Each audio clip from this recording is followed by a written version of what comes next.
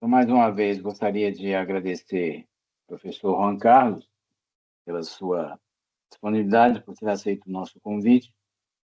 Juan Carlos, ele é graduado em arquitetura pela Universidade Nacional de San Agustín, em Arequipa, no Peru. Ele possui especialização na mesma universidade, mestrado em engenharia urbana pela Universidade Federal de São Carlos e doutorado pela Universidade de Brasília.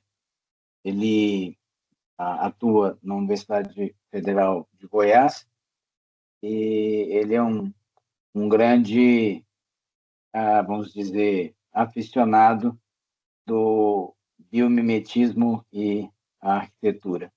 Eu vou passar a palavra para ele. Eu acho que o que tiver sido falho na descrição que eu lhe dei, ele poderá me corrigir e complementar. Então, Juan, mais uma vez, muito obrigado pela sua presença, pela sua disponibilidade, e a palavra é sua. Bom dia, professor Neander. Muito obrigado pela apresentação e também muito obrigado pelo convite para fazer uma palestra sobre o tema de arquitetura e design biomimético. Bom dia para a nossa plateia também e muito obrigado pela presença e pelo interesse no tema que vai ser apresentado hoje. Eu vou passar a abrir aqui compartilhar a apresentação e vocês me avisam se estão tendo acesso.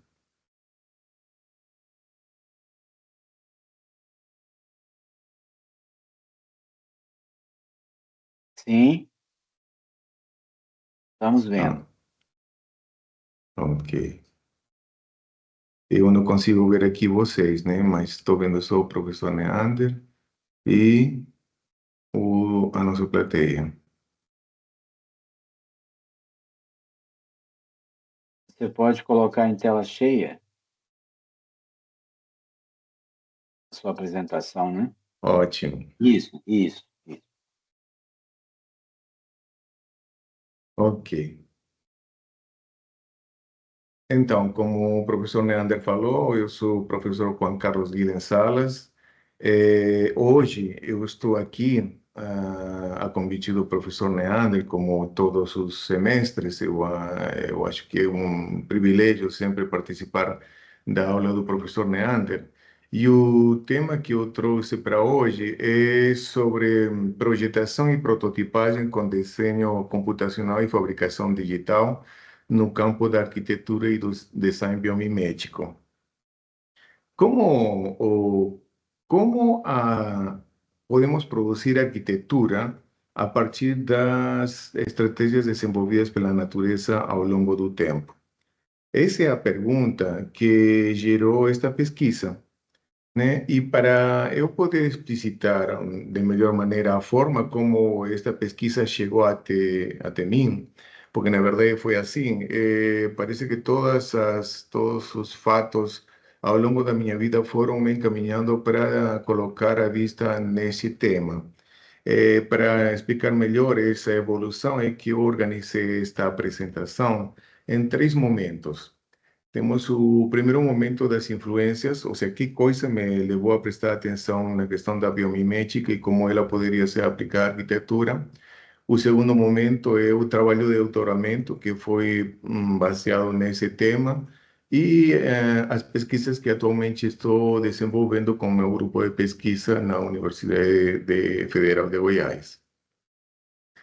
Influências. As influências foram três: a natureza e a técnica construtiva da cultura inca, os estilos arquitetônicos do século XX e as tecnologias digitais do século XX e XXI.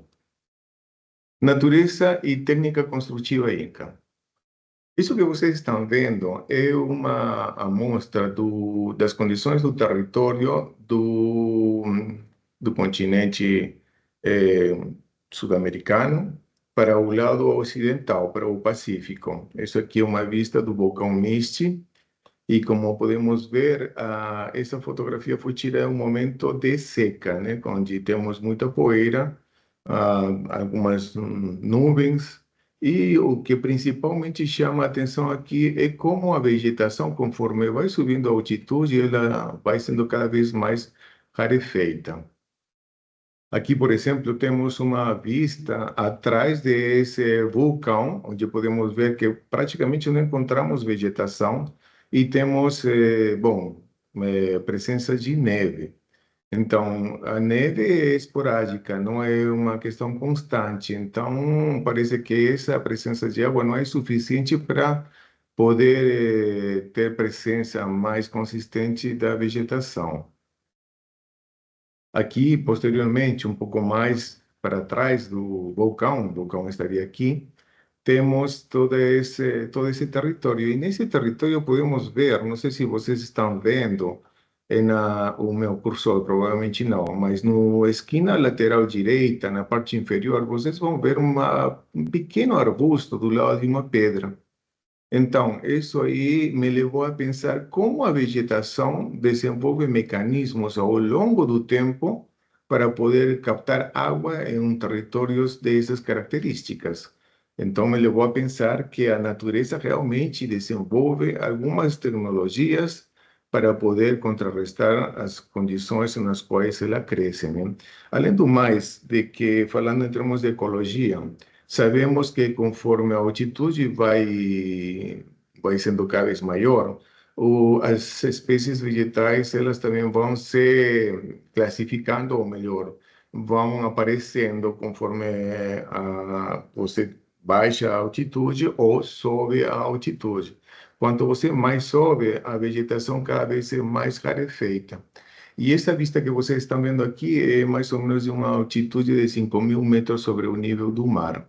E a parte bem da cima, ou a parte top, digamos, a parte mais alta do vulcão, está a uma altura de 5.800 e pouco metros sobre o nível do mar. Essa foi uma influência. Outra influência, como vocês já estão vendo e como vocês já devem ter visto em vários lugares, é Machu Picchu. É uma cultura que se desenvolveu no lado oriental da Cordilheira dos Andes do Peru. E como podemos ver, é um território com mais vegetação e com muita pedra, tanto que a cultura inca utilizou a pedra para fazer a construção desse complexo. Mas o que me chamou a atenção dessa estrutura é justamente esse componente aqui que está marcado em vermelho, que é o Templo do Sol. Aqui podemos ver que o Templo do Sol tem uma geometria diferente e um trabalho diferente em relação ao entorno, aos outros espaços. E aqui podemos ver com um pouco mais de detalhe como foi trabalhar essa pedra para o Templo do Sol.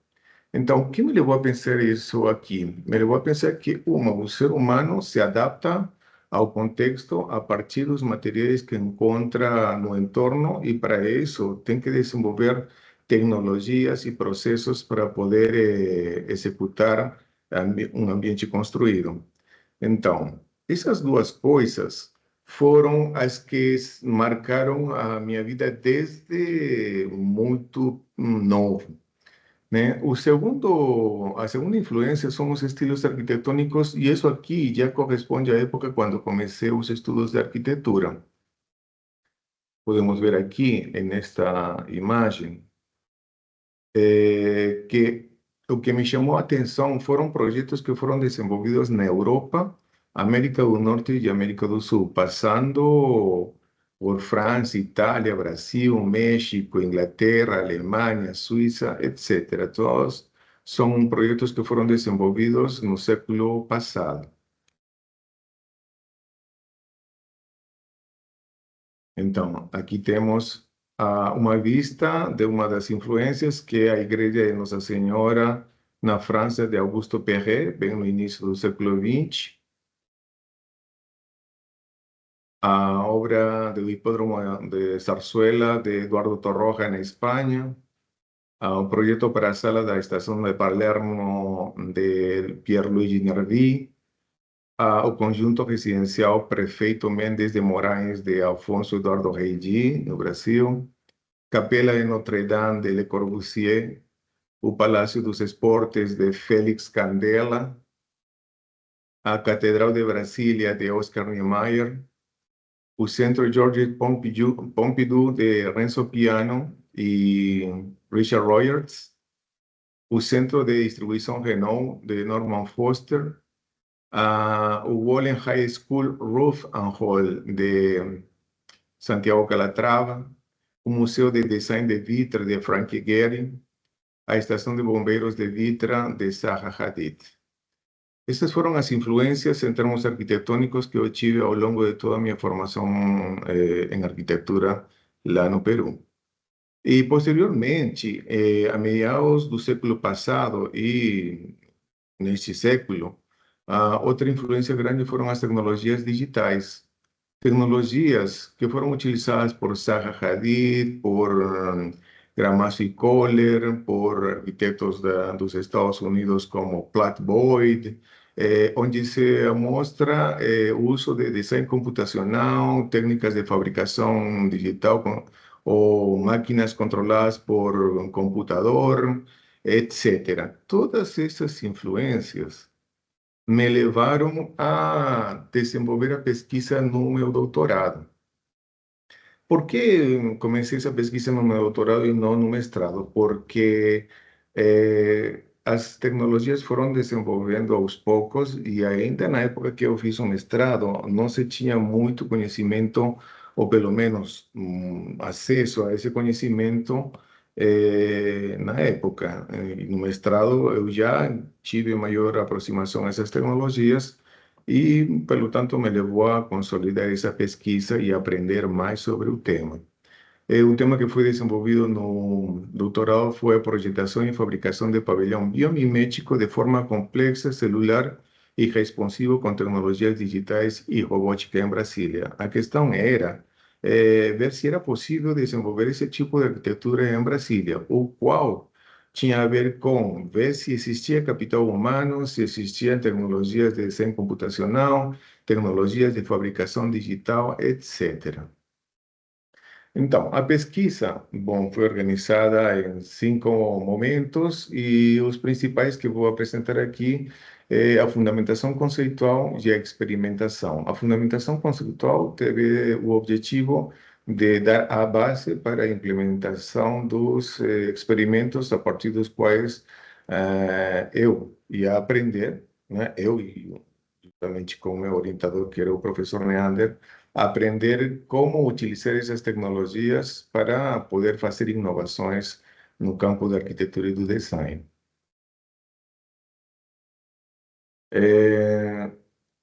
Antes de começar a apresentação diretamente do tema, eu vou fazer aqui uma apresentação, um resumo de que temas, que coisas foram vistas até chegar na problemática. Então, antes de chegar na problemática, vi ou revisei a questão da arquitetura e como estava sendo produzida, os arquitetos que experimentavam com estruturas leves, os centros de pesquisa que trabalhavam nesse tema sobre estruturas leves e como esse conhecimento da biomimética e tecnologias podiam ajudar a desenvolver inovações dentro da arquitetura. Então, a problemática se suscitou a partir dessas observações, onde apareceu uma hipótese, se estabeleceu um objetivo geral e, posteriormente, os objetivos específicos, que eram as partes operacionais desta pesquisa. E, assim, o trabalho começou com a revisão de como era a arquitetura que estava sendo produzida na época. Temos alguns projetos, como por exemplo o projeto do Museu de Guggenheim de Bilbao, de Frank Gehry. No ano 92 ou 1997 foi construído, projetado e construído o prédio. Temos a Cidade das Artes de Santiago Calatrava, também finais do século passado. O projeto de Norman Foster, o City Hall de Norman Foster, na Inglaterra, também a finais e inícios do presente século. Temos o projeto de Foster, o 30 Street Mary Exi, em Londres, na Inglaterra. Temos o cubo de água de PTW Architects, na China, né, nos primeiros anos desse século. O Ninho do Pássaro, também na China, de Herzog e de Meuron. Mobiliar Channel, de Zaha Hadid, na França, nos primeiros anos deste século, na primeira década. O Metropol Parasol, de Jürgen Mayer, André Santer, Marta Ramírez Iglesias, na Espanha, nos primeiros anos deste século, na primeira década. Herdey Aliyev, de Zaha Hadid, em Azerbaijão. Centro Cultural de Louis Vuitton, também na França, de Frankie Gehry, também na primeira década do presente século. A estação de Padana de Santiago Calatrava, na Itália, também na primeira década do presente século. Steenkolat, na Sudáfrica, na segunda década do presente século.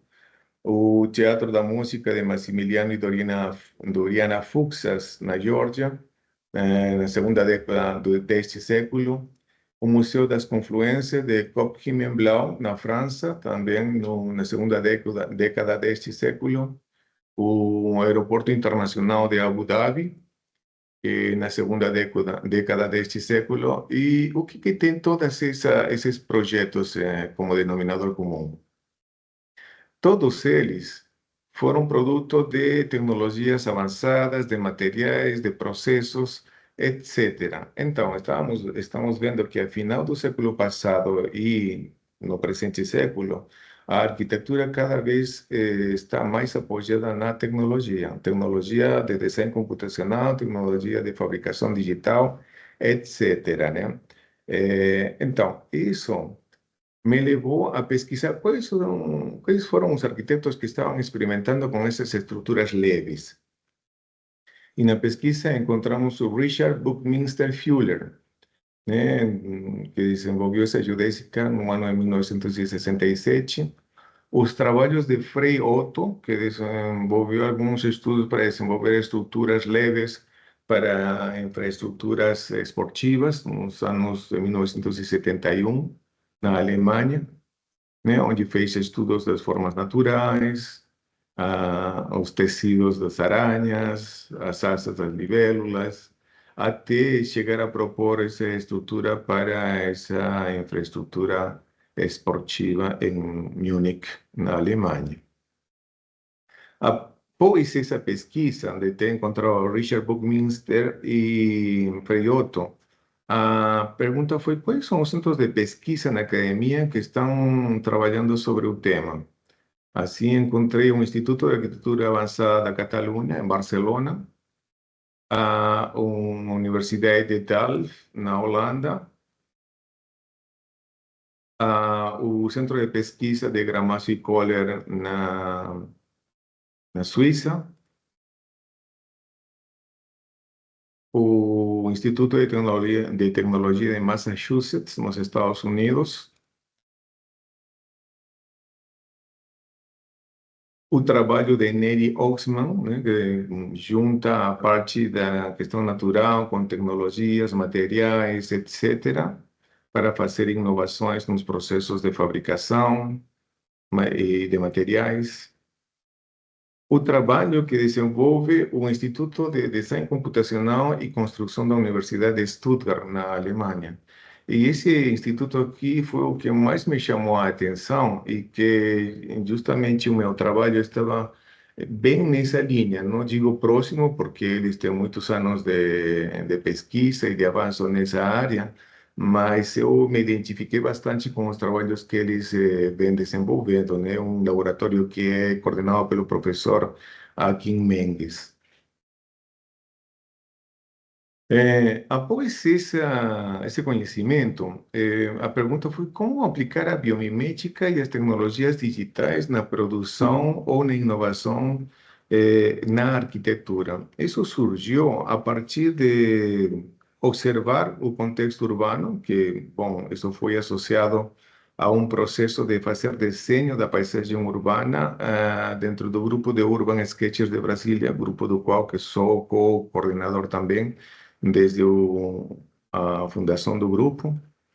E, bom, nesse trabalho, eu observei a presença de brises, ar-condicionado, e isso me levou a pensar: se tem esses componentes, é porque as envoltórias arquitetônicas não estão atendendo à demanda das funções que essa edificação abriga. Então, isso me levou a pensar como utilizar o aprendizado das estratégias naturais e as tecnologias digitais para melhorar ou fazer um aporte, né, na questão das envoltórias arquitetônicas. Bom, isso também me levou a observar o tipo de arquitetura na Praça dos Três Poderes, onde observamos alguns dispositivos para evitar insolação direta, a presença de de elementos naturais como água, vegetação, para melhorar as condições climáticas da área.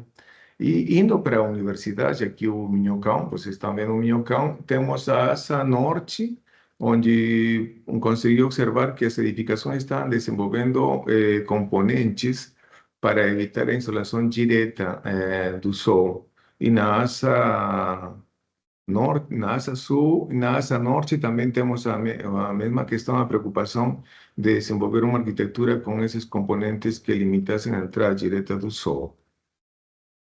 Tudo isso me fez observar no corredor da Faculdade de Arquitetura a mistura do ambiente construído com os elementos naturais.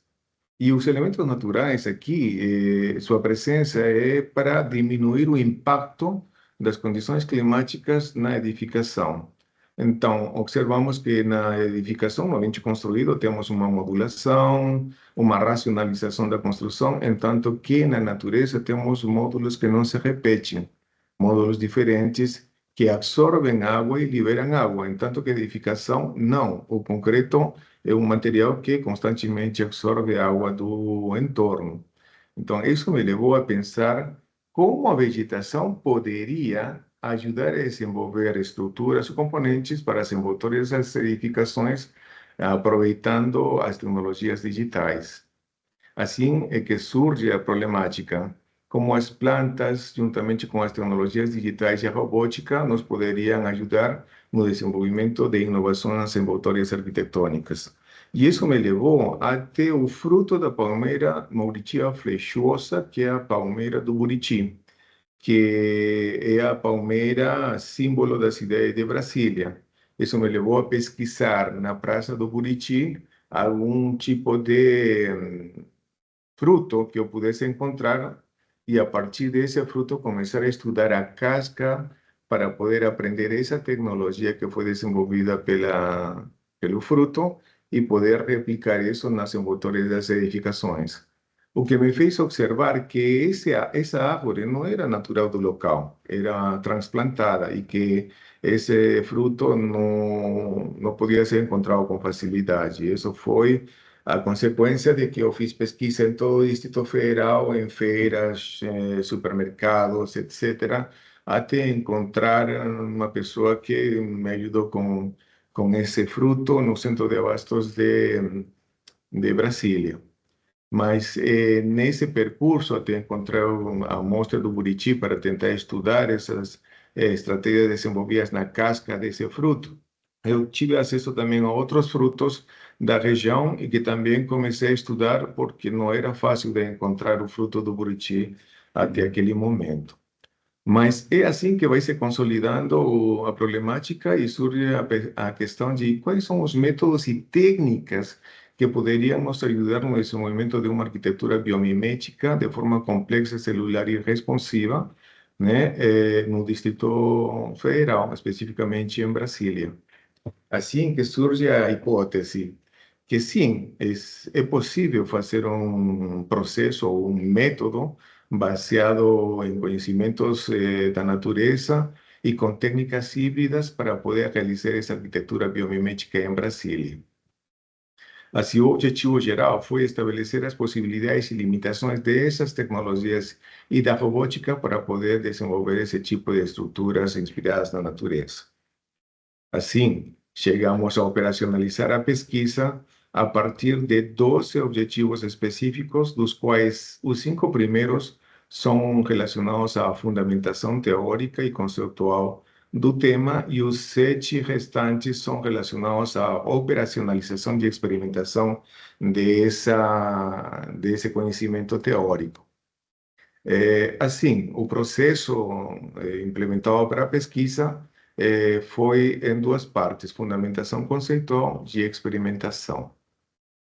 A fundamentação conceitual, como já foi apresentado, consistiu na revisão da literatura em relação aos temas de biomimética, fabricação digital, arquitetura responsiva, fabricação robótica em arquitetura e Arduino na arquitetura, né? Assim foram revisados definições, métodos, aplicação da biomimética na arquitetura, aplicação da biomimética nas envoltórias das edificações, a fabricação digital, como chegamos à fabricação digital, foi consequência do quê? Os processos de fabricação digital, a arquitetura responsiva, onde surge, quais são os sistemas responsivos, de que tipo são os sistemas de que tipo são esses sistemas responsivos, são passivos, são ativos, etc. Fabricação com robótica na arquitetura, revisamos antecedentes, programação de robots industriais para o desenho arquitetônico, a fabricação com robôs industriais na arquitetura, o uso de robôs industriais na arquitetura e design. Até chegarmos no Arduino na arquitetura. O Arduino é uma plataforma de prototipagem eletromecânica com software livre e que está sendo utilizado desde a primeira década do presente século para o campo da arquitetura. Assim, com toda essa fundamentação, começamos a experimentação a partir de 7 experimentos. Cada um desses experimentos tinha por objetivo aprender uma tecnologia, possibilidades e limitações do processo, dos materiais, etc., né? Assim, o primeiro experimento foi um pavilhão na versão 1.0, o segundo experimento, um pavilhão na versão 2.2, o experimento 3, que era desenvolver já uma célula estrutural para esse pavilhão. O experimento 4 é uma versão 3.0 do pavilhão. O experimento 5, células e painéis responsivos. O experimento 6, fundição com modelo perdido para criar ou fabricar as peças. E o experimento 7, que é o uso do fio quente em braço robótico para poder produzir peças com inspiração na natureza. O experimento 1 teve uma sequência de 19 passos, 19 fases, que vão desde o levantamento fotográfico até a comparação do pavilhão com os modelos reduzidos. Assim, temos o levantamento das espécies na região. No primeiro momento, o objetivo era só estudar o buriti, mas como ele foi um pouco difícil de ser encontrado, comecei a estudar outros frutos também presentes na região centro-oeste do Brasil, como foi a atemoia, a graviola e a fruta do conde. Essas frutas foram digitalizadas com a tecnologia de restituição fotogramétrica, utilizando softwares de uso do estudante, né, gratuitos. Posteriormente foram analisadas as estruturas encontradas e ver a possibilidade de poder reproduzir essas estruturas em um projeto. Chegamos à conclusão de que era difícil trabalhar com tanta informação como a que tinha sido encontrada nas cascas dos frutos. As maquetes rápidas nos ajudaram a poder entender com mais clareza as limitações de um sistema formal e as possibilidades de um sistema de liberdade na produção de módulos. Tanto assim que na parte de cima, na fileira superior, temos algumas maquetes que foram produzidas a partir de dobraduras em papel, com dobraduras regulares, e na segunda fileira temos as maquetes feitas com papel amassado, que isso aqui praticamente foi resultado de um momento de raiva de que não estava funcionando o projeto e amassei o papel e joguei fora, mas como clichê, aparentemente, depois eu reparei que nesse papel que eu amassei se geraram diferentes tipos de módulos e esses diferentes tipos de módulos me podiam dar a possibilidade de desenvolver uma estrutura com uma forma mais natural. Posteriormente, foram estudados os tipos de módulos que poderiam ser distribuídos ao longo dessa superfície, mas foi confirmado que era praticamente impossível tentar desenvolver diferentes módulos para poder cobrir a superfície que a gente está procurando produzir. Assim, essas maquetes foram digitalizadas para poder ser parametrizadas usando softwares que utilizavam código gráfico para poder fazer a parametrização da superfície, a panelização dos módulos que poderiam ser colocados em cima da superfície, a geração do módulo e a distribuição do módulo em cima dessa superfície. Aqui já estávamos observando o avanço das tecnologias para poder criar estruturas arquitetônicas. O que até o momento eu tinha conhecimento era que o AutoCAD podia me permitir a possibilidade de representar os projetos, mas não me dava a possibilidade de poder criar utilizando essa ferramenta. Já com essa ferramenta aqui, que aliás eu experimentei por muitos anos, e só a partir de 10, 15 anos de ter experimentado, eu acabei comprando a tecnologia porque confirmei que realmente é o diferencial para o processo de projetação com tecnologias digitais. Bom, isso depois me levou a desenvolver os primeiros protótipos para serem produzidos com uma tecnologia de impressão 3D para poder entender da melhor maneira como poderia ser produzido ou produzir essa estrutura. Na primeira fileira, vocês estão vendo uma experiência que eu desenvolvi no Peru. Eu estava viajando justamente nesse momento, estava de visita no Peru e encontrei por casualidade uma impressora que tinha sido importada da China, né? Até o momento, no Brasil não tinha tido contato com este tipo de tecnologia e experimentei a possibilidade dessa tecnologia para produzir o pavilhão. Aí foi aprendido de que o que nós vemos na pantalla ou na tela do computador é uma representação matemática muito fina e que para isso ser produzido com uma impressora tinha que ter uma espessura. Com esse aprendizado, chegando em Brasília, com uma impressora que estava sendo desenvolvida no laboratório do professor Neander, pelo professor Renan Balsani, eu fiz outro teste, já dando a espessura a essa estrutura e consegui ver que essa tecnologia de impressão 3D permitia manter as proporções, resistência do material, dependendo do tamanho da peça que ia ser produzida, o que não acontecia com um processo de fabricação só por corte por contorno, porque o material não vai conseguir ser mais, ter maior espessura ou menor espessura nessa tecnologia.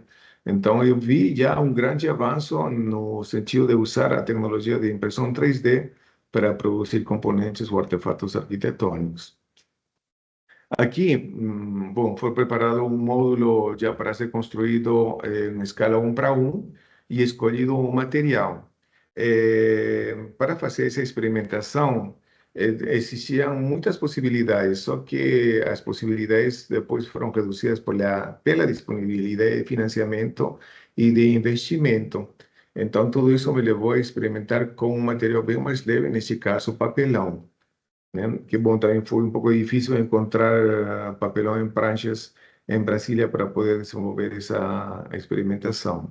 Após essa definição do material, foram feitas as edições dos módulos para poderem ser mandados para fabricação.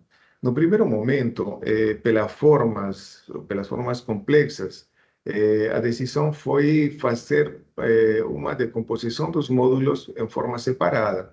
Mas no momento da fabricação ou da montagem, isso levou a um grande problema de precisão na forma do módulo, do corte, etc. Então, depois foi decidido fazer um corte como uma peça completa. Mas aí também foi observado que todas as estruturas complexas, né, de dupla curvatura, no momento de serem planificadas, elas sofriam uma deformação. No primeiro momento, eu achei que isso era problema de memória do computador, mas depois, fazendo testes em outros computadores com maior poder de processamento, eu confirmei que isso não era problema do hardware, era problema do software, né? Inclusive, até hoje em dia, continua tendo esse problema na planificação das peças que têm formas complexas. Mas, enfim, isso foi sendo aprendido só na prática e na experimentação das possibilidades, né, e limitações das ferramentas utilizadas. Bom, depois de ter preparado esse material, foi enviado para a corte. Estávamos experimentando como utilizar essa tecnologia de corte, a velocidade, a resistência do material, etc., a possibilidade de cortar o material até que espessura, etc. Bom, aqui fizemos experimentações em dois tipos de máquinas. Praticamente o conceito era o mesmo. Aqui tivemos já a preparação dos módulos por separado e os módulos como uma peça única. Só que, assim, no primeiro momento, foram cortados os componentes do módulo em forma separada porque estava se pensando no processo de fabricação convencional. Mas depois observamos que isso ia ser impossível de ser executado e passamos a experimentar o corte por contorno de toda a peça planificada. Só que depois observamos que isso também não ia poder ser dobrado, porque não existem máquinas que nos permitam fazer essa dobradura nesse tipo de geometria, por exemplo, a geometria que estávamos propondo, né? Bom, a partir desse aprendizado, começamos a montar todos os módulos e começamos a aprender também que na fabricação dos módulos existe uma deformação que é produto do material e a tecnologia que está sendo utilizada para a fabricação, né? Bom, aqui vocês estão vendo a montagem dessas estruturas, os resultados, e comparamos esse resultado desses módulos em papelão com os módulos impressos com PLA, né? E podemos ver que existe uma grande modificação, né? Ou seja, confirmamos a questão de que, dependendo da tecnologia, nós temos uma modificação no produto final, e como também essa modificação, ao mesmo tempo, depende do material que a gente utiliza, né? Aqui podemos ver, por exemplo, a proteção que se colocou na base da estrutura com borracha, e isso foi cortado diretamente a partir da planificação de uma peça que foi modelada também dentro do arquivo digital. Isso aqui foi muito rápido. No começo achei que ia ser bem difícil, mas tendo o arquivo digital, vimos que o arquivo digital nos dá muitas possibilidades de fazer correções, adequações bem rapidamente e com menos custo. Então, a partir disso, fizemos a elaboração de elementos de fixação entre os panos, né? Fizemos a montagem e verificamos que um dos panos tinha tido muita deformação. Mas isso foi consequência do quê? Foi consequência de que, no momento de fazer a modelagem computacionalmente, a análise da superfície no computador já dava como um ponto de uma curvatura muito aguda. Então, deixamos passar essa observação do software e continuamos com a fabricação da estrutura. E confirmamos que realmente todos os problemas que podem vir na construção, na montagem, podem ser identificados já no arquivo digital no momento de fazer a projetação. A estrutura era para ser autoportante, mas pelo fato de que não encaixou esse módulo porque se deformou muito, então ela não conseguia ter a resistência que foi planejada no projeto. Com esse aprendizado, fomos ao segundo experimento, que é um experimento que consistia na utilização da tecnologia de impressão 3D. E aqui podemos ver que foi organizado em 5 passos que iam desde a parametrização até a montagem do modelo reduzido.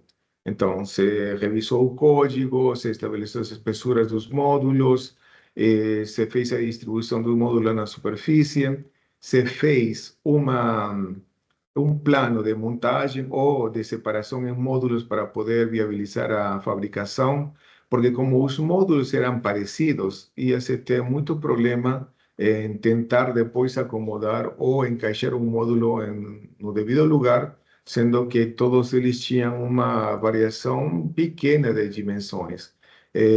A estrutura foi pensada em 450 módulos e todos eles um diferente do outro, nenhum módulo se repete, como acontece na natureza. Embora existam estudos, né, principalmente da área da matemática, falando em algumas proporções como Fibonacci, como a secção áurea e tudo mais, que falam que a beleza e as estruturas naturais têm um fundamento matemático, de proporção matemática, na verdade, na natureza nada se repete, né? Podem ser muito próximos, mas dimensões, proporções não se repetem. Então, com esta tecnologia, confirmamos que, embora existam umas características gerais, podemos gerar diferentes componentes rapidamente e sem maior investimento, né, economicamente falando. Bom, aqui vemos o mapeamento das estruturas. Os panos foram divididos também em blocos. Isso aqui em função de tempo e do tamanho da máquina para poder produzir os módulos. Então, foi organizado, codificado, né, todos os componentes dos painéis. E depois fomos fazer tentar produzir esses módulos na tecnologia de impressão 3D Compo, na impressora do laboratório do professor Neandro, o LFDC. Bom, fizemos um teste, né, de todo o processo de fabricação. Vimos que é um processo um pouquinho demorado, né? Onde temos que ter cuidado para retirar a peça, fazer a limpeza da peça. E outra questão que era um tamanho reduzido, ou seja, isso aqui era só para fazer o protótipo, analisar a peça em questões mecânicas, formais, etc. O qual não era muito viável para o que estava tentando ser feito a gente. Então, como produto dessa experimentação, vimos que essa tecnologia não era muito adequada, mas observamos que essa tecnologia pode ser e é importante para a produção de outro tipo de peças, como, por exemplo, para fabricar peças com ligas metálicas fundidas, né? Só que seriam de tamanhos reduzidos e o processo de fabricação levaria um tempo considerável. Bom, nesse contexto, também experimentamos outros materiais como a maltodextrina combinada com gesso e açúcar de confeiteiro. A peça tinha uma maleabilidade muito alta bom, se deixou em intempérie por 3 meses e ao longo de 3 meses a peça adquiriu uma dureza maior do que a gente conseguia com o pó que veio com a impressora. Mas isso aí nos levou a pensar que se a gente fizesse a produção de peças nessa tecnologia, teríamos que levar a um forno para poder secar a peça e que ela ficasse mais rapidamente sólida. Bom, a partir dessa experiência, experimentamos com a tecnologia de impressão 3D em filamento. Essa aqui é a impressora que está desenvolvendo o professor Renan Bausani, no laboratório LFDC. Vimos a possibilidade de que se essa tecnologia nos dava rapidez na fabricação e na complexidade das formas, né? Experimentamos diferentes materiais, neste caso experimentamos o ABS, um material derivado do petróleo, só que o comportamento físico desse material não nos satisfez, no sentido de que ela podia gerar falhas na produção em função da variação da temperatura. Então, como consequência, fizemos a experimentação com PLA, com impressora 3D, é uma impressora importada da China, queria experimentar a qualidade dessa tecnologia e deu resultados positivos e conseguimos resultados interessantes. Então, foi confirmado que se essa tecnologia podia nos dar a possibilidade de criar formas mais complexas e em menos tempo.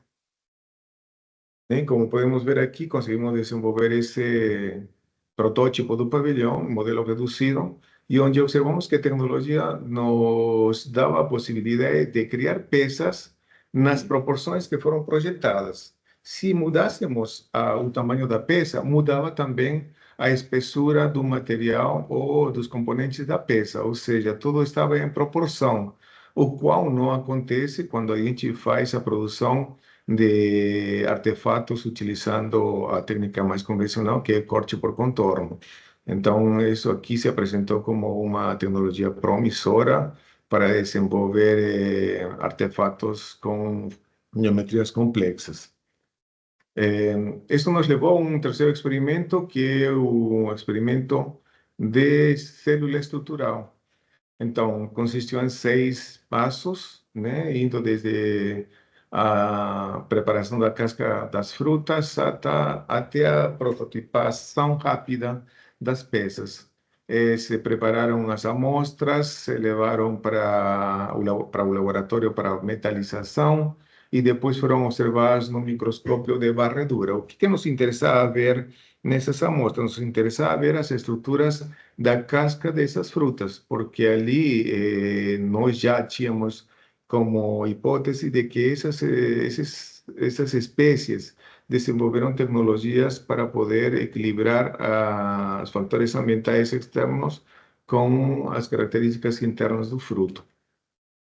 Então, conseguimos ver na temoja pela parte de fora e pela parte interna. Pela parte de fora, podemos ver que é uma área bastante coberta de cera, e pela parte interna temos como estruturas de bolhas que estão interconectadas entre elas, ou seja, a partir de fibras, né? Na parte do buriti, já vemos que na parte externa é uma escama que está composta por cera e por umas fibras, né? E na parte interna vemos que tem uma presença maior de cera. Já no coco babaçu, é uma amostra que foi tirada do jardim do professor Neander, que também foi observada no microscópio.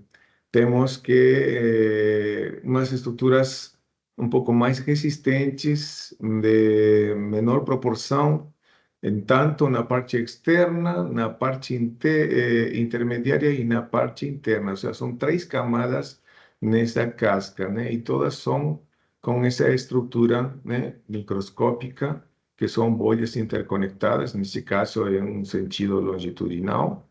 Aqui já é uma composição da parte intermediária, que é uma forma mais livre, com diferentes módulos, mas que tem uma semelhança, o que nós já tínhamos experimentado com o pavilhão anterior, né? E aqui podemos ver como essas bolhas estavam constituídas com uma microporosidade ainda.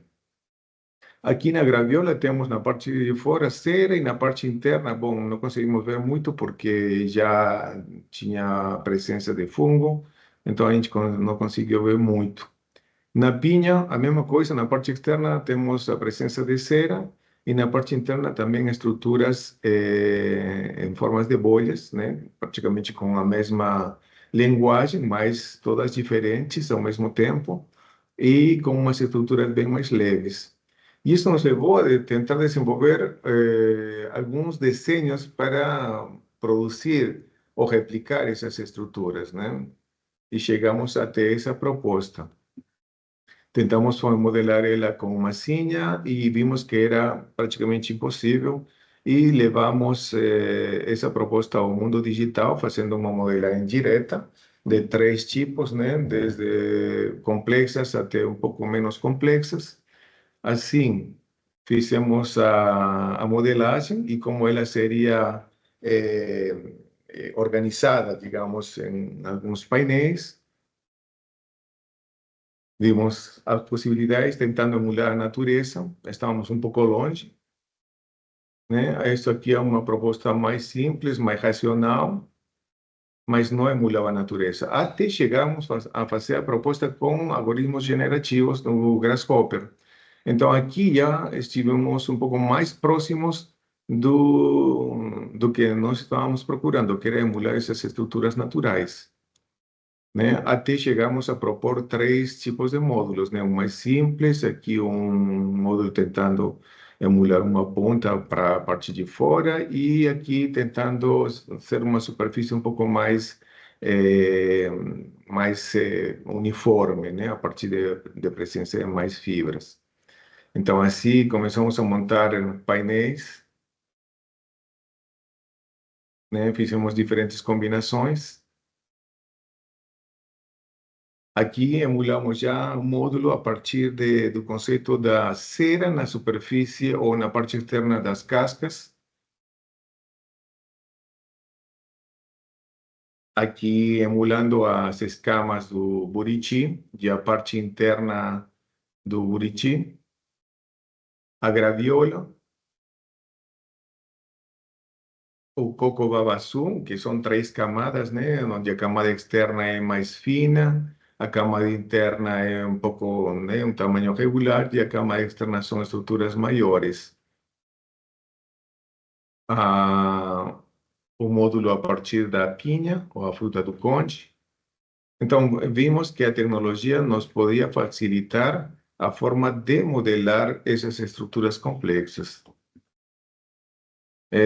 Bom, a partir dessa experiência se desenvolveu um painel, né, para ser montado, né, utilizando essas estruturas, e depois fomos para fazer a experimentação da fabricação. Nesse módulo aqui do lado direito, que é das dimensões de 12 por 12 por 12, levou 30 horas de fabricação desse módulo, e com essa tecnologia de filamento fundido. Para isso, eu tive que fazer a configuração da máquina, velocidade, altura da camada, etc. E isso aqui foi uma das várias tentativas que eu fiz, porque até encontrar a velocidade do deslocamento do bico extrusor, levou a várias falhas, né? Na verdade, a várias falhas que levaram ao aprendizado para desenvolver a fabricação dessa peça. E aqui podemos ver na prototipação de vários módulos que foram desenvolvidos, né? Ou seja, vimos o grande potencial dessa tecnologia, tanto para projetação como para fabricação. E isso nos levou a experimentar outra tecnologia, a tecnologia de impressão 3D estereolitográfica. Ou seja, é uma impressão 3D utilizando raios UV projetados em cima de uma resina. Neste caso, é uma resina epóxi. Então, podemos ver que a produção é bem mais rápida, é mais consistente, mais resistente e a peça sai praticamente pronta para uso, né? Bom, só que o processo de fabricação é um pouco mais complexo, não é um processo convencional. Na época só existiam mesas de impressão pequenas ainda, hoje em dia já tenho conhecimento que tem um pouco mesas de impressão maiores, mas ainda não para modelos de escala 1 para 1, né? E fizemos o teste e vimos que essa tecnologia estava mais próxima do que a gente estava procurando, né? Reproduzir as estruturas naturais. Com essa aprendizagem fomos para o experimento 4, né? Que é a versão 3.0 do pavilhão.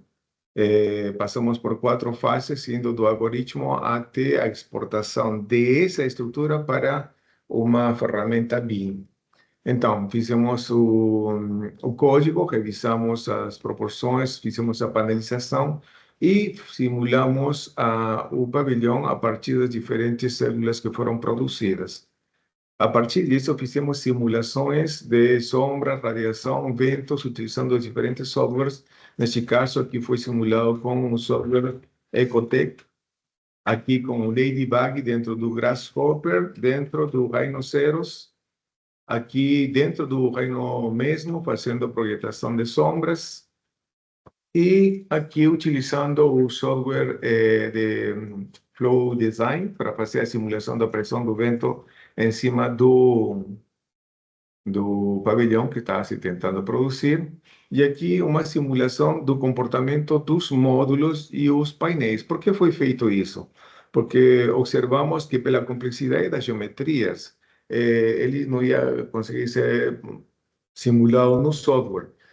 Dava muito problema por insuficiência de capacidade de processamento, de memória, etc. Então, se optou por só simular os módulos e alguns painéis para verificar as possibilidades, os potenciais dos módulos propostos, né?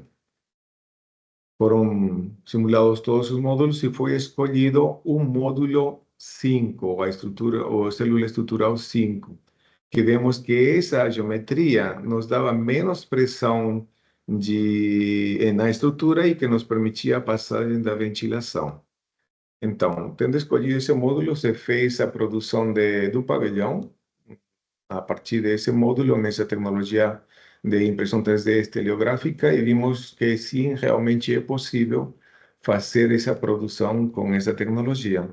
Assim, passamos a experimentar outros materiais como resina à base de água transparente, né? E conseguimos ver que o resultado também é bastante promissor e que essa estrutura poderia nos permitir a passagem de iluminação externa ou interna, né?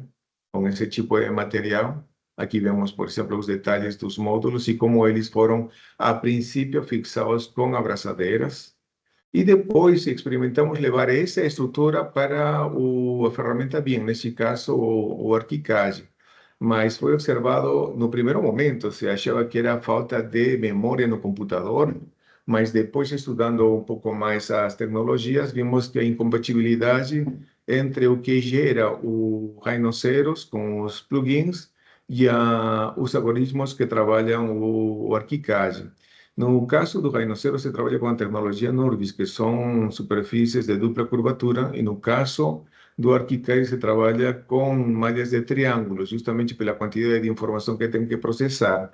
E quando eu levei essa estrutura para o ArchiCAD, não processou a informação e acabei desistindo até experimentar a produção de um pavilhão com a tecnologia que trabalha o ArchiCAD e consegui ver que realmente era uma questão de algoritmos, né? O ArchiCAD não trabalha com os algoritmos da tecnologia Norvis. Embora hoje em dia tenha avançado bastante, mas mesmo assim tenho feito algumas experimentações e não tem como passar essa tecnologia Norvis para o ArchiCAD. No momento que você faz essa transformação, essa tecnologia Norvis é transformada em malhas de triângulos, né? Ou seja, você perde a essência do seu projeto. O qual me levou a pensar de que os detalhes, partes do projeto podem ser desenvolvidas com outra tecnologia. Neste caso, no Rhinoceros, com a tecnologia Norvis, e as partes mais convencionais da fabricação do ambiente construído dentro do ArchiCAD ou a tecnologia BIM. Bom, com esse aprendizado, fomos para a experimentação do experimento 5, que era células e painéis responsivos. Passamos por 4 fases, desde as superfícies dobráveis até os painéis responsivos, né? Fizemos uso de dobraduras em papel, analisamos diferentes formas de dobrar, até chegar às primeiras propostas do como seria esse módulo responsivo. No primeiro momento foi mecânico, né, tentando emular o funcionamento com papelão e papel e alguns dispositivos hidráulicos.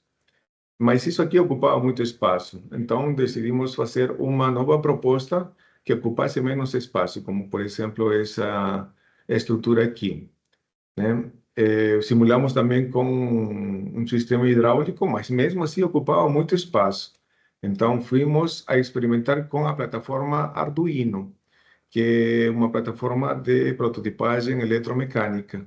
E utilizando módulos já preparados com impressão 3D em filamento, neste caso, porque justamente a tecnologia de filamento que nós dispunhamos no momento, ou naquela época, era só de umas dimensões que nos permitiam poder nos aproximar de um módulo a escala 1 para 1. enquanto que a tecnologia de impressão estereolitográfica não nos permitia essa possibilidade, porque os formatos de impressão eram menores.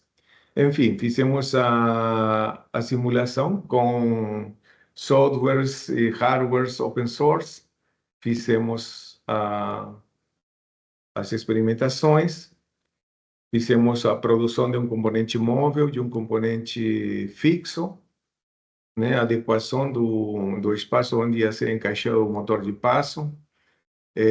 Depois, com esse aprendizado, fizemos a montagem do sistema responsivo utilizando sensores de ultrassom e verificamos que o funcionamento, as possibilidades dessa tecnologia. Nesse caso, eu utilizei dois módulos de sensores de ultrassom, porque na programação que eu utilizei, o movimento ia, mas não retornava. Então, para retornar, eu tinha que utilizar outro sensor para poder voltar a peça. Bom, isso são experimentações que estavam sendo feitas para ver as possibilidades.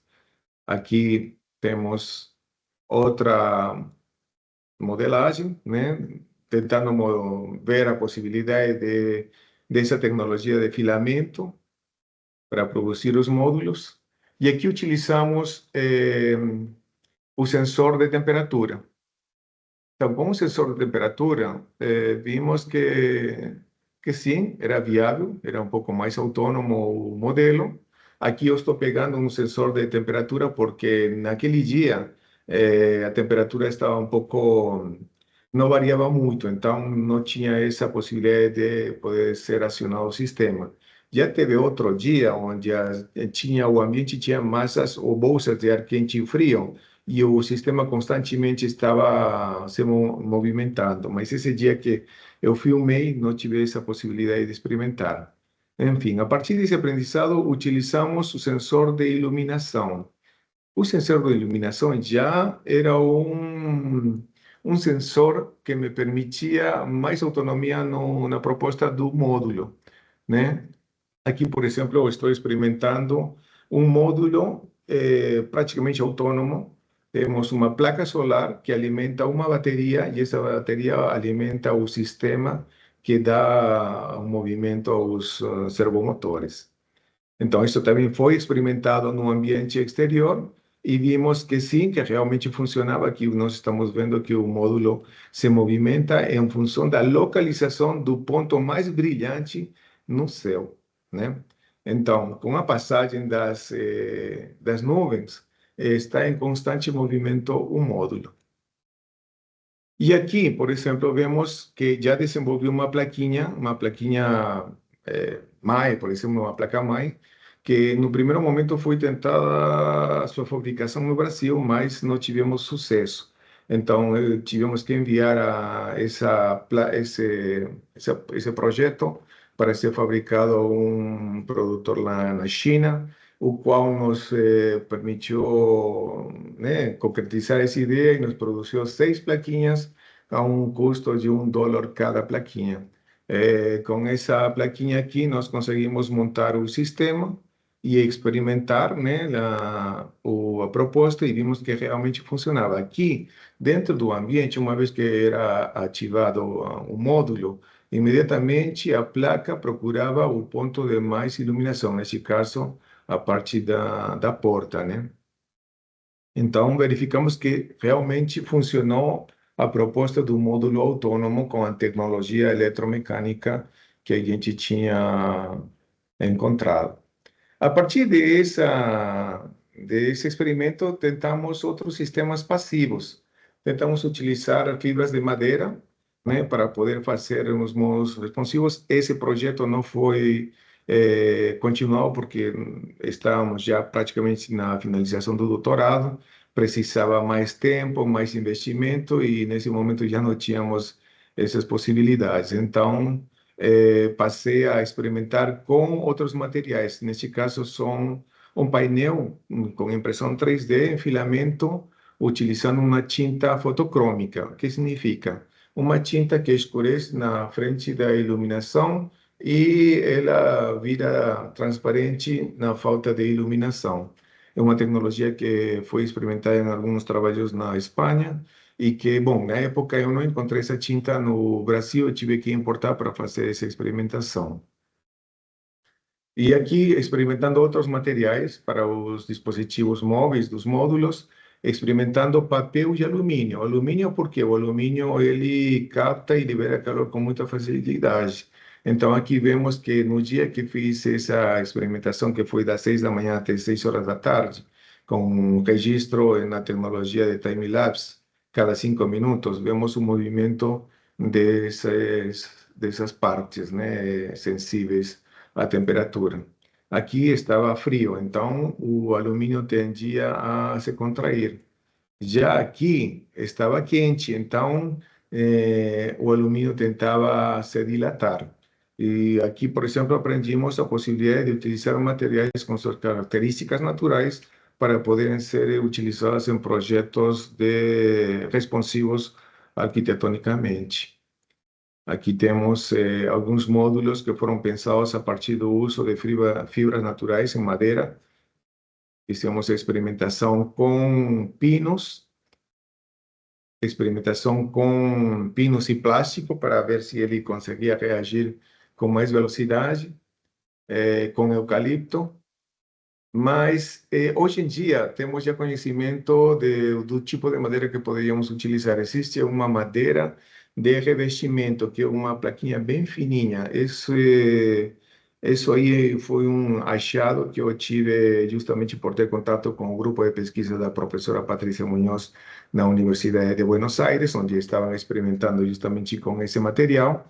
E hoje em dia já temos a possibilidade de gerar essas partes móveis com esse material que também está disponível no Brasil e que reage mais rapidamente às mudanças de umidade. Enfim, aqui temos outro módulo que foi um painel que foi construído a partir desses aprendizados, né? Todo foi modelado. Para construir esse painel levou como mais de 3 meses, 4 meses, mais ou menos, trabalhando 24 horas por dia, né? E, bom, fizemos a experimentação. A parte móvel foi desenvolvida na impressão 3D estereolitográfica, porque só aquela tecnologia nos podia facilitar a construção rápida desse artefato, desse componente. E aqui a experimentação do módulo que já tínhamos preparado anteriormente, mas com uma célula responsiva, né? Aqui utilizamos a tecnologia dos sensores de ultrassom e vimos na possibilidade de ter painéis com dispositivos móveis acionados com ultrassom. Aqui, o mesmo painel anteriormente apresentado com sensores de ultrassom, aqui com sensor de temperatura. E assim fomos para o experimento 6. Depois de ter aprendido e ver as possibilidades que provavelmente podiam ser produzidas com essas tecnologias inovadoras, as peças que a gente estava propondo, tentamos produzir uma peça dessa complexidade que vocês estão vendo com a tecnologia mais antiga de fabricação no mundo, que é a fundição. Então, fizemos a simulação no laboratório de fabricação de materiais e fabricação da Universidade Federal de Goiás. Pela geometria da peça, vimos que os resultados não foram bons, né? Porque justamente o alumínio esfriava antes de poder dar forma a toda a peça. E verificamos que só era possível fazer essa produção em partes mais uniformes, mais regulares, como que era a base da peça, né? Com esse aprendizado, fomos a experimentar o fio quente em braço robótico. Fizemos a montagem de 5 passos também. A partir dessa experimentação, fizemos a preparação de 3 módulos para ver a possibilidade de fabricação. Na pesquisa, encontramos a informação para utilizar braços robóticos da marca KUKA, onde eu fiz a simulação e preparei ou projetei um mecanismo de corte. Fiz a simulação no rinoceros mas infelizmente não encontrei braços robóticos da marca Kuka para poder utilizar na simulação física. Mas a simulação no gêmeo virtual já praticamente tinha sido dominada. Então, com esse conhecimento, encontrei um braço robótico em Goiás também, na Universidade Federal, no departamento ou no laboratório de materiais e processos de fabricação da marca Yaskawa, Motoman, e com esse braço robótico fizemos as experimentações de corte. Bom, tive que modelar o dispositivo de corte, simular esse dispositivo de corte dentro do gêmeo digital do braço robótico, fazer a programação, deu certo, e a partir daí fiz a construção do dispositivo e o dispositivo de alimentação, que era um transformador industrial com dimmer, e a partir daí fizemos a simulação no material de isopor. O isopor, não sei se vocês sabem, tem diferentes níveis de densidade, temos desde F1 até F7, e onde o F7 é o termopor mais denso, mais resistente. Aqui eu comprei um termopor, na verdade, foi um módulo, né, que é de 4 metros de altura por 1 metro de largura e 1 metro de comprimento, vamos colocar assim, esse é um paralelepípedo, e que mandei a cortar e depois levei as peças para serem simulados no laboratório com o uso do robô. Para fazer a simulação, eu tinha que modelar todo o braço robótico, mais a mesa de corte, a altura, etc. São vários itens que têm que ser parametrizados para poder fazer a simulação no gêmeo digital e depois de ter os resultados esperados, fazer a simulação com o material real. Mas aqui, por exemplo, é uma simulação sobre a velocidade de corte, né? Você fez várias simulações para ver qual que era a velocidade mais adequada e depois produzir as peças. Aqui fizemos umas peças para um painel acústico utilizando isopor. Aqui utilizamos uma programação direta no Robodic, nesse caso, né, porque utilizou um braço robótico Motoman de Yaskawa. E aqui utilizei diferentes pontos para dar forma ao corte que estávamos procurando. Todas essas listras que aparecem nos módulos, isso é consequência dos pontos que eu utilizei para fazer a demarcação do deslocamento da peça cortadora, né, em cima da superfície do isopor. Isso pode ser melhorado utilizando a programação em Grasshopper. Eu não tive a possibilidade de simular ou testar ou experimentar o Grasshopper nessa produção, porque o tempo disponível para usar o software não me permitiu, mas enfim, em outras oportunidades eu conseguirei fazer essa simulação, mas pelo acesso a algumas experimentações em outros âmbitos, eu vi que realmente para evitar essas marcações nas superfícies, utilizando maior quantidade de pontos com o Grasshopper, eu consigo uma superfície mais suave. Mas enfim, com esses códigos fizemos a simulação dos cortes e conseguimos as peças. Peças que se aproximavam muito ao projetado, mas não eram exatamente como o que a gente tinha projetado. Então, vimos algumas limitações e também desconhecimento dos operadores da tecnologia. Neste caso, eu, né, que estava experimentando com essa tecnologia. Como podemos ver aqui, o produto final é muito próximo, mas não é como se esperava.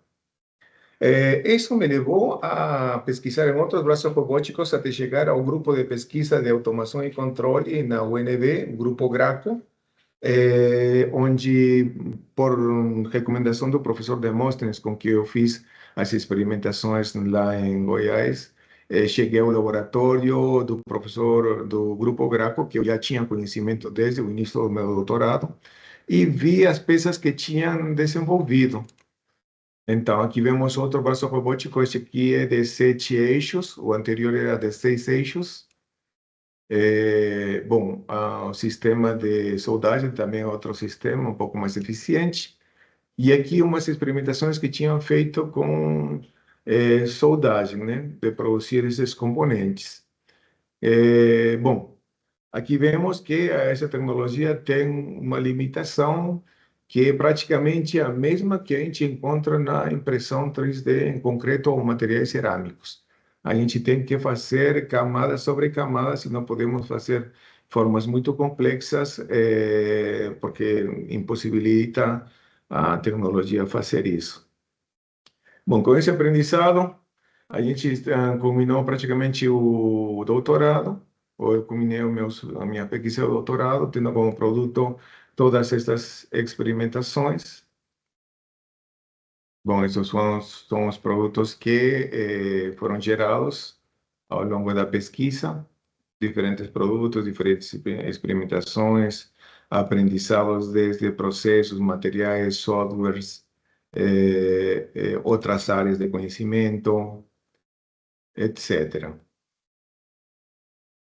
Conclusões. Então, a pesquisa trouxe uma inovação original, né, no campo da arquitetura e urbanismo, e as tecnologias digitais e robóticas realmente podem viabilizar a construção de uma arquitetura biomimética em Brasília.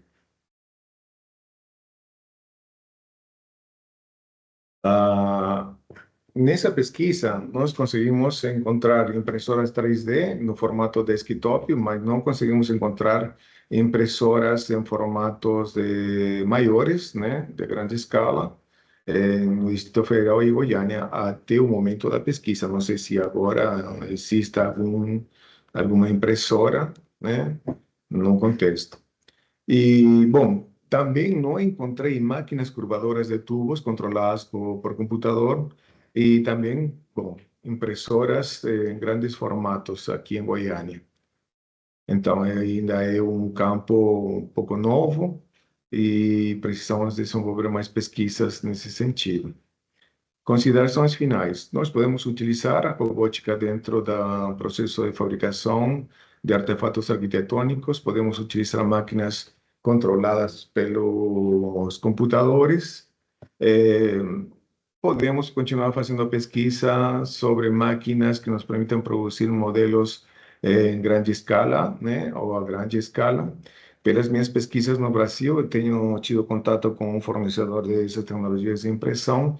Existem máquinas como essa aqui disponíveis no mercado, mas infelizmente eu não consegui ter sucesso nas gestões que estava fazendo para experimentar a produção de peças já em escala 1 para 1, né, diretamente para uso, né, em obra. Temos as impressoras de filamento, né, como esta BigBot, que é produzida no Brasil para formatos de escala 1 para 1, de 1 por 1 por 1. Essa máquina que é produzida na Alemanha, que também é de filamento. Referências. Todo apresentado aqui tem sido publicado em um congresso internacional, que é o SIGRAD. Bom, como falei, tem sido publicado desde o ano da execução da pesquisa de 2020 em diferentes versões do evento, em revistas, na Europa também. E atualmente temos bom, aceitos, alguns resumos, 5 resumos para publicar na versão do SIGRAE neste ano. Nesse sentido, a pesquisa continua. No grupo de pesquisa de design biomimético computacional, fabricação digital e automação, temos pesquisas de iniciação científica, trabalho de conclusão de curso e dissertações. Em iniciação científica, estou iniciando 2 novas pesquisas agora no próximo semestre. Estou finalizando 2 pesquisas neste semestre também. Tenho um trabalho de conclusão do curso que estou orientando, que finaliza no fim do ano. E tenho 3 dissertações que estou orientando. Uma que já está para defender agora, mais ou menos no mês de setembro. E 2 pesquisas que têm sido iniciadas este ano e têm previsão de defesa em 2027. Todas essas pesquisas abordam a questão do design biomimético computacional e as tecnologias de fabricação digital, como impressão 3D, roteador, etc., etc., né? E todas baseadas em estratégias naturais. Bom, isso aí era tudo que eu tinha para apresentar a vocês. Espero que vocês tenham gostado. Salvando os impasses da tecnologia, né? A apresentação ficou muito extensa e demandou muita memória. Bom, professor Neander, isso aí é a apresentação. Obrigado pela oportunidade. Mais uma vez, Juan, obrigado pela sua disponibilidade, né, de estar aqui compartilhar conosco a sua pesquisa, a sua experiência. Então, a gente agora abre a palavra aos presentes, as suas considerações, indagações, perguntas, críticas. Eu vou parar de compartilhar agora. Uhum. Boa tarde, professor. Bom dia, quer dizer, bom dia, bom dia. Bom dia, professor Frederico. É muito legal esse trabalho aí, viu? Eu me considero um serratense, né? Não sei se você já ouviu essa expressão, mas que é bem imerso no cerrado, né? Então, assim, eu vejo que o cerrado é uma fonte de inspiração, assim, espetacular. Depois eu compartilho com você fotos de flores, né? Eu vou muito atrás das flores e das cascas, né? Das árvores, das cortiças e das folhas. Então, ver que você está, né, buscando essas plantas, eu fiquei impressionado. O fruto do buriti, ele é espetacular, né? Maravilhoso. Eu tenho uma pergunta. A gente sabe que a estrutura, eu costumo dizer, eu trabalho com bambu, né? Você é peruano, né, professor? Sim, Frederico, eu sou peruano, mas sou brasileiro também. Não, com certeza, tudo bem. Eu conheci o Peru há um tempo, fui toda a região, essa que você mostrou aí, eu conheci, maravilhoso, gosto muito do Peru, mas, então, a gente tem essas formas da natureza que tem os materiais específicos de cada, né, cada elemento ali, cada vegetal tem um material específico.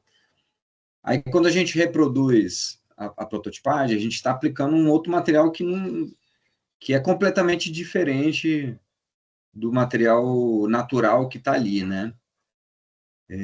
Isso você viu uma diferença no resultado em função disso? Chegou-se a tentar entender um pouco da estrutura molecular e física, né? Físico-mecânica do elemento para poder... Como é que foi isso? Sim, na verdade, a primeira questão que surgiu foi o fato de como essas estruturas eram para poder compensar o ambiente externo com o ambiente interno nos frutos. Então, como eu estava focado nas envoltórias e edificações, pensei, não, peraí, a fruta deve ter um mecanismo interessante. Então, vamos tentar aprender. Aí, a primeira questão era ver como era a organização da fruta. Essa organização da fruta me levou a estudar um pouco da anatomia de cada um das espécies, para entender por que a geometria, como funcionava e como era o sistema que alimentava esse fruto, para tentar entender como é o funcionamento. Na parte da biomimética, a gente não só se atém às formas físicas, à geometria, se atém ao funcionamento do sistema, porque todo esse funcionamento é que a gente consiga ter alguns parâmetros para poder replicar ou desenvolver novas propostas. Então, foi assim que comecei a estudar um pouco do Buriti e começar a entender por que as frutas têm a cera. Para se proteger da parte externa. Então, e como podemos aplicar isso nas edificações? Simples, a gente emula isso utilizando tinta ou alguns materiais de revestimento. Mas se a gente para e pensa um pouquinho, né, aprofundadamente, então poderia ser um tipo de cera que pudesse ser utilizado nos componentes arquitetônicos para as edificações, para as emotórias das edificações. Então, isso me levou a pensar, que tipo de cera? Será que isso mesmo acontece em todas as espécies? Inclusive, eu até esqueci de mencionar, em todos esses trabalhos que estou orientando atualmente, cada um deles aborda o estudo de uma espécie vegetal, né?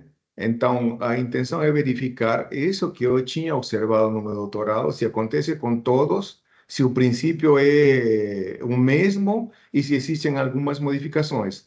Aparentemente, até agora, eu confirmo de que sim existem algumas modificações em tipo de cera, em tipo de fibra, em tipo de funcionamento, etc, etc. Então, basicamente, o estudo é para, a partir do funcionamento do sistema natural, tentar utilizar algumas partes para esse movimento de componentes nas envoltórias arquitetônicas, né? Agora, uma questão interessante que eu acho que é interessante mencionar e que eu escuto muito, e principalmente em várias palestras e conferências que eu tenho dado, sempre aparece a questão de a teoria de fractais, a Fibonacci, etc, etc. Pelas pesquisas, o que acontece? Eu encontrei que isso aí é uma inquietude do mundo da matemática para tentar encontrar uma fórmula matemática na natureza. Mas pelas pesquisas que eu venho desenvolvendo, eu vou dizer que não é verdade. Ou pelo menos até agora eu não consegui confirmar. Porque nada do que se encontra na natureza se repete, não tem as mesmas proporções, é totalmente diferente, né? E inclusive a gente, né? A gente é totalmente diferente. Então, imagina, ok, temos um princípio geral. O ser humano tem cabeça, braços, pernas, tronco. Esse é o princípio geral, mas o resto não se repete, né? Existe uma constante evolução. Então, eu não me atrevo, inclusive nas minhas pesquisas, nos meus orientandos, quando eles tentam abordar esse tema, dizem, não, esse tema é um pouquinho delicado, vamos deixar um pouco para lá, só vamos a falar sobre o que a gente está encontrando. E a gente está encontrando que nada se repete. Existem algumas particularidades, né, genéricas, mas não nada que eu possa confirmar matematicamente é uma proporção que se repete. Não, isso aí é uma questão que eu estou passando longe para não entrar nessa polêmica.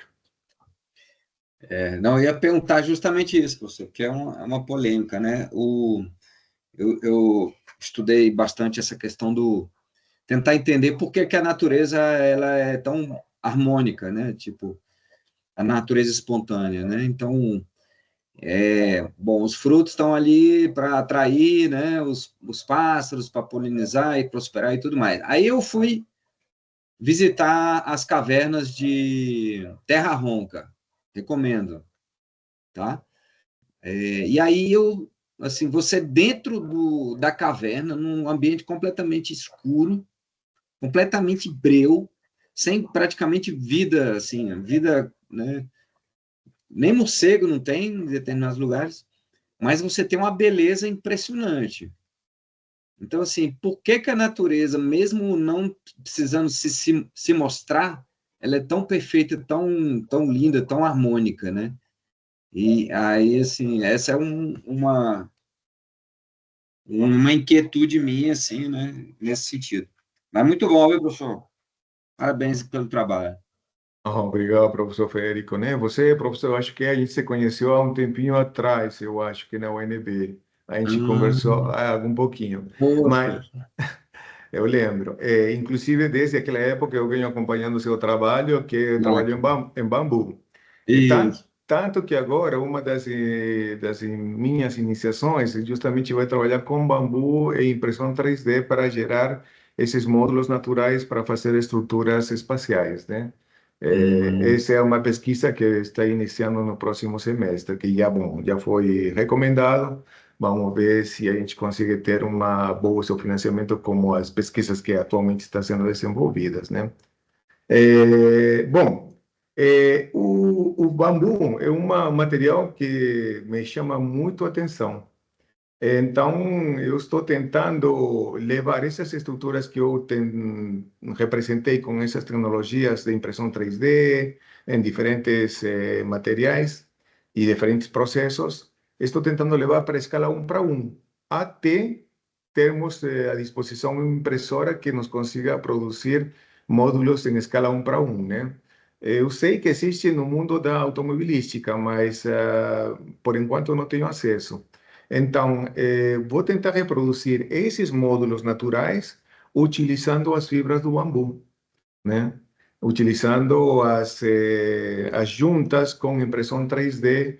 A princípio, os protótipos vão ser desenvolvidos das juntas em PLA, porque é o material mais barato, só que demora muito a produção e também é mais leve, mas o propósito também é desenvolver essas peças com resina epóxica. Bom, é um pouco mais tóxica, mas é mais resistente. Mas eu sei que também existem já no mercado, principalmente em São Paulo, impressoras de ligas metálicas. Então, esse aí também é parte da pesquisa, para ver se nós conseguimos ter acesso para desenvolver esses componentes. Agora, cabe a possibilidade de retomar o contato com o professor Guilherme Carvalho, da Faculdade de Tecnologia e do Grupo Graco, para ver se eu consigo, desta vez, fazer a produção de alguns componentes em alumínio, né, utilizando o braço robótico de 7 eixos. Né? Vamos ver, aí cabe essa possibilidade. Também cabe a possibilidade de estabelecer um contato mais próximo com o professor que acho que fez a apresentação aqui sobre braço robótico e ligas metálicas, não lembro o nome do professor, mas também estava na lista de apresentações na disciplina. Mas vamos ver, né? Existem possibilidades, existe muita, vamos colocar assim, oposição, às vezes, a querer experimentar com essas tecnologias, porque é uma coisa inovadora. O braço robótico que eu utilizei estava dedicado para solda, só para solda. Geralmente os braços robóticos aqui no Brasil são para solda, como no Graco, né? São para solda. São poucas as experiências fora que eu vi que utilizam braços robóticas para formas mais complexas, né? E aqui no Brasil ainda não vi. Tenho conhecimento de que alguma faculdade de arquitetura já tem um braço robótico, mas como já conversamos anteriormente, eh, não sei em que situação estão as pesquisas e como estão utilizando o braço robótico, né? Sendo que não é só o braço robótico, tem que ser desenvolvidos dispositivos dependendo da tarefa que você for desenvolver com eles, né? Mas, enfim, é isso. Professor Frederico, é um gosto ver você novamente e parabéns pelo seu trabalho também em bambu. Acho muito, muito interessante. Um dos meus projetos é fazer um protótipo utilizando o bambu também. Legal, professor. Muito bom. Bambu é legal mesmo. Muito bom, viu? É, Parabéns aí pelo trabalho. É muito, como você falou, né? Por isso que eu estava pensando assim, às vezes a pessoa vai para outro país porque sente, né, necessidade de avançar na pesquisa e não tem recurso, né? Então a gente tem que trabalhar para isso, para a gente ter mais recursos para pesquisa, né? Exatamente, é isso mesmo.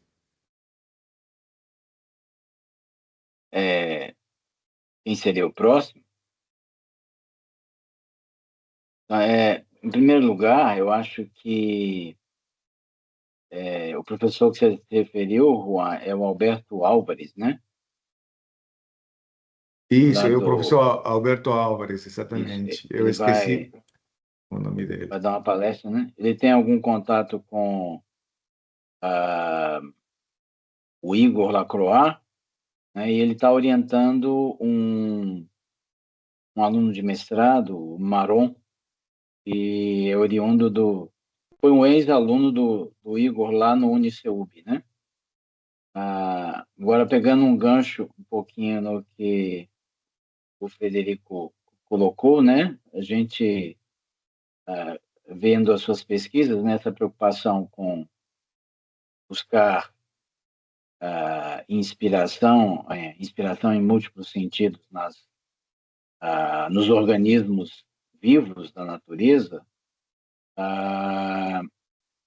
e isso tem resultado principalmente numa inspiração da forma, da estrutura, não é? E como é que você vê, talvez pegando um pouquinho do gancho do que ele falou, a questão de que raramente a gente vai usar o mesmo material original, né, daquela forma biológica que nos inspirou, mas usar um outro material que, com muita frequência, um material sintético, um material que tem propriedades distintas, né?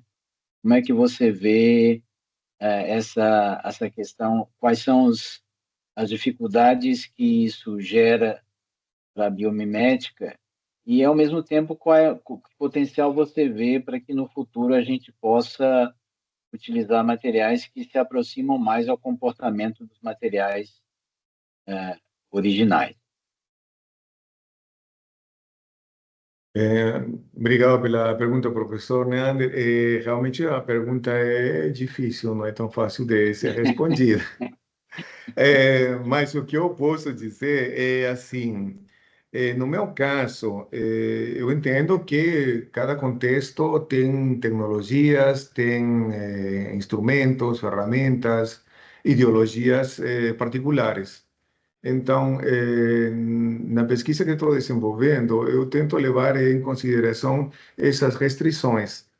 Porque às vezes, por exemplo, encontramos algumas pesquisas interessantes, como por exemplo, encontrei há pouco tempo uma pesquisa de utilizando concreto reciclado com uma tecnologia romana de construção muito antiga, utilizando braços robóticos com inteligência artificial para gerar componentes para edificação. Achei muito interessante e inovador, mas é aquela questão a gente desenvolve processos em função da disponibilidade de materiais e de tecnologias que a gente tem disponíveis, né? E quando a gente não tem esses materiais e esses processos, a gente cria. E, obviamente, ao criar, a gente está tendo certas limitações. E a partir desses primeiros passos, dessas limitações, a gente começa a melhorar tanto as ferramentas como os processos e os materiais, né? Então, eu acho que essa pergunta é bastante complicada. Eu acho que minha posição seria nesse sentido, a aprender experimentando, ou seja, não replicando porque as condições são diferentes, né? Então, vamos aprender experimentando o que temos. Podemos usar como inspiração, mas vamos ver se por aí, por exemplo, pode ter um material que seja muito parecido, ou pode ser um material diferente, utilizando o mesmo princípio, mas coisas disponíveis no contexto, né? Processos, materiais, ferramentas, etc., né? Mas realmente Você, é uma pergunta que eu vou guardar e vou pensar muito nela, porque é muito complicada. não, porque nós, como pesquisadores, né, a gente não está necessariamente querendo as coisas prontas, né? A gente está querendo as indagações porque realmente a gente existe para tentar respondê-las, né? Isso também. Apenas explorando um pouquinho mais esse aspecto, né? Você inclusive mencionou a questão das ceras, as ceras, né? Que são barreiras de proteção dessas frutas que você pesquisou, né?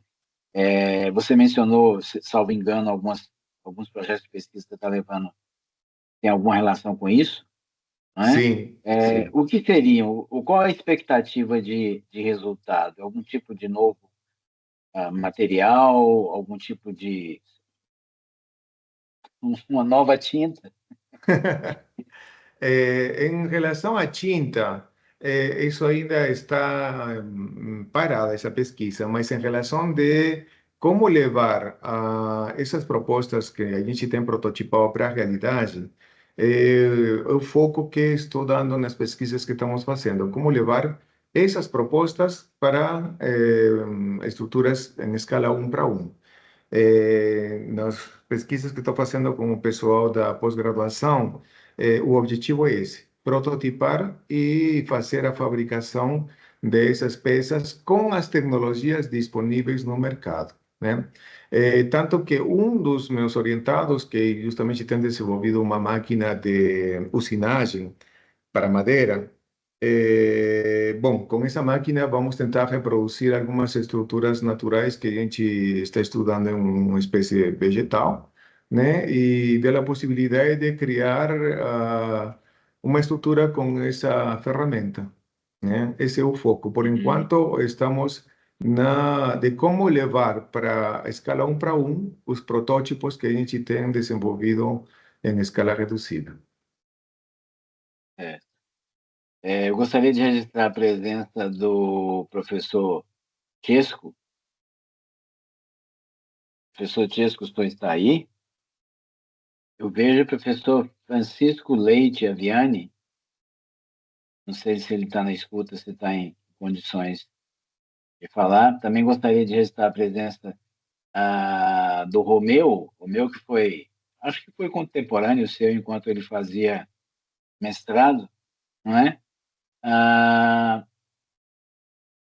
Um ex-aluno meu, Fernando Henrique Neves, imagino que seja, né? Sejam todos bem-vindos. E os alunos da disciplina, o Pedro e a Giovana. Gente, essa é a oportunidade de vocês fazerem as suas indagações, as suas colocações, né? Imagino que o professor Juan Carlos deva ter outros compromissos, então a palavra está com vocês. Ou será que ninguém me ouve? Se você me permite, professor Neander, eu queria fazer uma saudação para o professor Francisco Leite, grande amigo, e inspirador também nesse mundo da pesquisa do design e dos sistemas naturais. Ao Romeu também, grande amigo e companheiro e parceiro de pesquisa também, né? É muito bom saber que estão presentes na sala.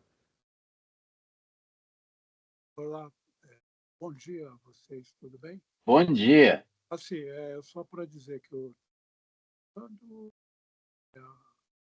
Está falhando um pouquinho? melhorou? Sim. Só para dar um alô para vocês, bom dia, parabéns pela apresentação e pelo esforço conjunto da faculdade, dos alunos, agora ex-alunos. E eu gostaria, aproveitando o que eu estou falando, comentar um pouco rapidamente. Primeiro, essa questão da cera e da pele dos objetos. Tinha uma professora, Ana Castelli Ferrieri. Ela era tida como mundialmente especialista em plástico, injeção, dos móveis de plástico, nos 80, 90, e também início do... Ela dizia que o plástico, por exemplo, se comporta igual o cabelo humano, tem a mesma estrutura química, e também comentou que todos os materiais criam pele. A pedra cria uma pele. O alumínio, se você deixar ele nas intempéries, ele cria uma pele. A madeira, todos nós sabemos. Existe também a cultura, que é aí a cultura da gente. A gente é o usuário. Vamos falar um pouco do usuário. O usuário acha, de um modo geral, consumidor, que uma madeira envelhecida não é legal. Você tem que lixar, passar aqueles vernizes e tal. Mas isso é o gosto popular. Em alguns exemplos de arquitetura design, você vê o pessoal usando esse fator pele dos objetos, a cera, a casca que os objetos fazem. Então, desde a pedra até os mais hostis, digamos assim. Outra coisa legal que eu achei,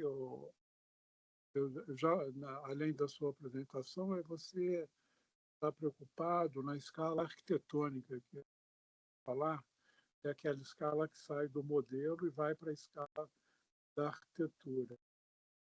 O caminho de reprodução impressoras cada vez maiores que possam imprimir fio plástico mais grandes. Então, é um caminho que nem sempre é acessível, às vezes torna-se muito caro. Para o outro caminho de atingir a escala arquitetônica é pegar elementos da escala arquitetônica. Você propôs o bambu e utilizar também a prototipagem, as impressoras de plástico para fazer conexões. Aí você utiliza o conhecimento magnífico da impressão, pode usar também elementos da sua própria pesquisa e fazer essas conexões com um elemento supernatural. A gente vê na história do design sempre uma preocupação enorme com o bambu, de como você consegue beneficiar o bambu. Tem móveis conhecidos, design internacional, feitos de bambu, com tecnologias muito interessantes de o uso desse material. Eu acredito que agora a prototipagem automatizada pode contribuir mais ainda. E mais, deixo aqui um abraço para vocês e aguardando o próximo convite, ansioso aí para participar. Uhum. Certo. Muito obrigado, professor Chesco.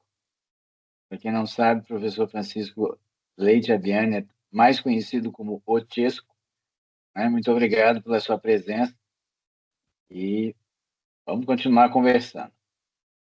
Sim, muito obrigado, professor Chesco, pelas observações, pelas sugestões.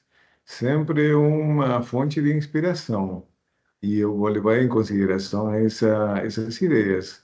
Na verdade, até um momento eu só tinha reparado nas espécies naturais, mas acho que poderia ser também começar a fazer pesquisas em outros componentes. Eu acho muito interessante, sim. Em relação às estruturas do meu doutorado, sim, justamente uma parte desse trabalho está sendo continuado por um orientando que eu tenho no mestrado, e a intenção é justamente que a partir dessa inspiração consiga desenvolver esses dispositivos para juntar, né, com as fibras naturais, neste caso, vamos usar bambu. Realmente esse é o objetivo. Agora, fazer produção de estruturas um para um, a partir do bambu. Muito obrigado pela sugestão e pela inspiração. Eu tenho mais uma pergunta, se me permite, né? Se eu não estiver abusando do seu tempo. Não, claro que não, é sempre um prazer. Você, ao longo, desde que nós nos conhecemos, você muitas vezes disse que um dos arquitetos favoritos seus era a Zaha Hadid, não é? Então, assim, pensando em trabalhos como o da Zaha Hadid e de outros arquitetos que trabalham na mesma linha, o próprio trabalho do o Patrick Schumacher, né, o seu sucessor na empresa que ela criou, e outros tipos de arquitetura que a gente observa que estão se tornando um pouco mais comuns, né? Por exemplo, o Centro Eidar Aliyev, no Azerbaijão. Eu não sei se já se passou pela sua mente ou pelas suas indagações a possibilidade de fazer um estudo de engenharia, entre aspas, de engenharia reversa, né?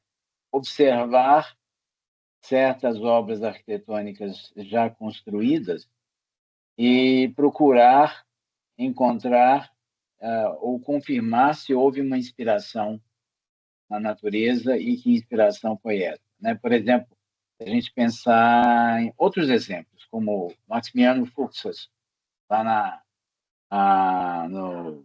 aquela feira de Milão, não é?